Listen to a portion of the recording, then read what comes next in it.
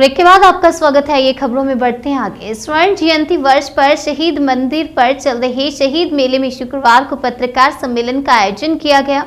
पत्रकार सम्मेलन का शुभारंभ अतिथियों ने मां सरस्वती के चित्र और शहीद प्रतिमाओं पर माल्यार्पण कर किया। सम्मेलन में पत्रकारिता आजादी से पहले और आजादी के बाद विषय पर चर्चा की। रघुवीर सलूजा ने कहा कि पत्रकारिता के क्षेत्र में आ रही गिरावट चिंता का विषय है। इस कारण समाज के सभी वर्गों के लोग प्रभावित भी हो रहे हैं। कुलदीप दीक्षित ने कहा कि पत्रकारिता में गिरावट के चलते लोकतंत्र के तीनों स्तंभ निरंकुश होते जा रहे हैं। चंद्र प्रकाश गुप्ता ने कहा कि हम सभी को अपने गिरेबान में झांकने की आवश्यकता है। मेरा संयोजक राज त्रिपाठी ने कहा कि पहले पत्रकारिता देश और समाज के लिए होती थी, आज पत्रकारिता के मापदंड बदल गए हैं। संचालन करते हुए कार्यक्रम संयोजक रमेश चंद्र गुप्ता ने कहा कि पत्रकारिता के साथ ही आज हर क्षेत्र में गिरावट दिखाई दे रही है। पूर्व ब्लॉक प्रमुख राम बाबू सगर, प्रशांत मिश्रा, अनुपम अवस्थी, मोहम्मद शमीर, सुमित कुमार, रवीश बाबू, शिवनारायण दीक्षित, गिरीश चंद्र गुप्ता, सुरजीत गौड़, राजीव गुप्ता आदि ने भी अपने विचार व्यक्त किए। सम्मेलन में पत्रकारों और अतिथियों को शॉल उड़ाकर और प्रशस्ति पत्र देकर सम्मानित किया गया। कि स्थिति क्या है, बहुत सारी बातों को कहना भी बहुत शायद संभव नहीं है और कहना भी अभी नहीं चाहिए। शहीद मेला है, पीछे जो लिखा हुआ है शहीद मेला, ये बहुत पहले एक टैगलाइन दी थी, स्वतंत्रता संग्राम की स्मृतियों को संजोने का संकल्प। शहीद मेला हर परिस्थिति में, कोई भी परिस्थिति हुई, संकल्प नहीं मिला और ये संकल्प आज नहीं लिया गया, कि बहुत पहले से जब शहीद मेला लिखा गया तभी ये संकल्प लिया गया कि शहीद मेला शहीदों की स्मृतियों को संजोने का संकल्प है।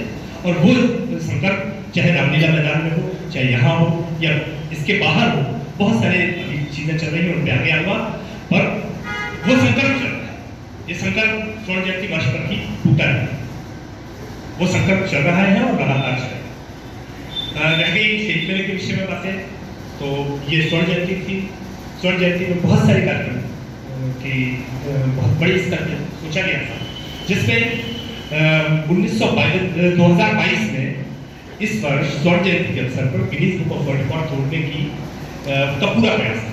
और इसके लिए मैंने जो कोशिशें की थी उसमें था कि डॉक्टर गजल श्रीनिवास को इस शहीद मेले का ऑनरेरी चेयरमैन बनाना। वो 3 बार Guinness book of world record तोड़ चुके हैं, मित्र हैं, साउथ के हैं, यहाँ शहीद मेले में कई बार आ चुके हैं। इसके साथ साथ जो दिव्य दीपोत्सव की टीम है अयोध्या में, उसके जो प्रणेता थे मनोज दीक्षित जी, डॉक्टर आचार्य मनोज दीक्षित जी, जो कुलपति रहे अवध विश्वविद्यालय के, वो भी पेवर रहे और उन्हें भी इसी मकसद से जुड़ा गया था कि कैसे ये 2022 में Guinness book of world record को तोड़ा जा सके।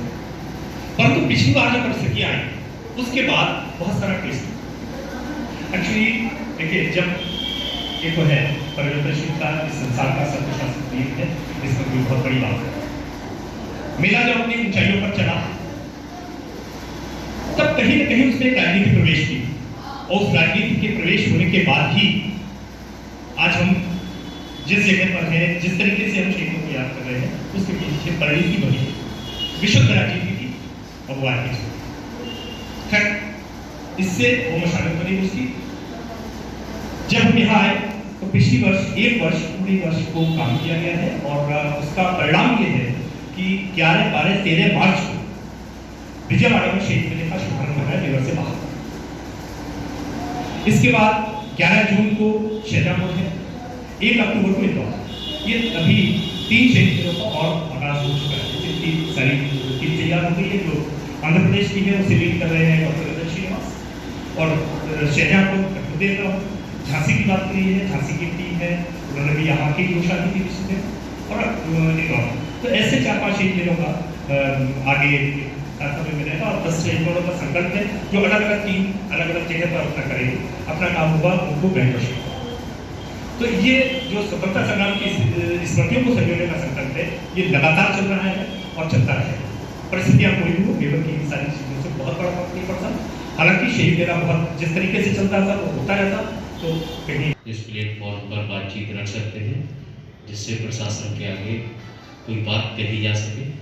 वर्तमान में सबसे बड़ा समस्या पत्रकारों को लेकर है कि जब भी कुछ लिखा जाता है तो व्यक्तिगत रूप से उसको एक लिया जाता है, जैसा नहीं होना चाहिए। बाकी पत्रकारों के कल्याण के लिए भी सरकार को कुछ न कुछ प्रावधान करने चाहिए। धन्यवाद। आगंतुक सभी महानुभाव, कार्यक्रम संयोजक गुप्ता जी,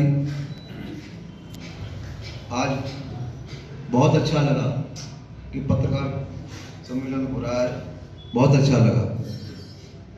और हम तो समझते नहीं थे कि जो है हमारा भी कभी सम्मान होगा इस मंच के माध्यम से। गुप्ता जी ने जो आज सम्मान दिया है, हम बहुत आभारी हैं, सब लोगों का आभारी हैं। धन्यवाद, बहुत बहुत धन्यवाद रवीश बाबू जी। और हमारे बीच में स्वतंत्रता सेनानी परिवार से बैठे हुए हैं कि सच लिखने की ताकत हमारी कलम में आजादी के बाद आज नहीं रही है।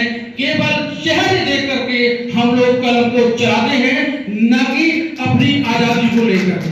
मैं इस बात को यही प्रणाम देता हूँ त्रिपाठी को और नमन करता हूँ राज त्रिपाठी जी को, जो अभी भी लगे हुए हैं तन मन धन से। और मैं नमन करता हूँ उनके सारे जुड़े हुए कार्यकर्ताओं को, जो कि इस प्रेजेंट टाइम में कंडीशन कैसी भी हो फिर भी अपने तरफ पर लगे हुए हैं। नमन, सब नमन, बार बार नमन।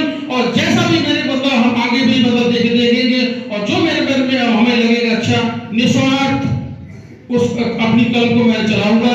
इसी के साथ मैं Kuldeep Dikshit, Prime Breaking News 24 से आप सभी लोगों का आभार व्यक्त कर रहा हूँ। धन्यवाद।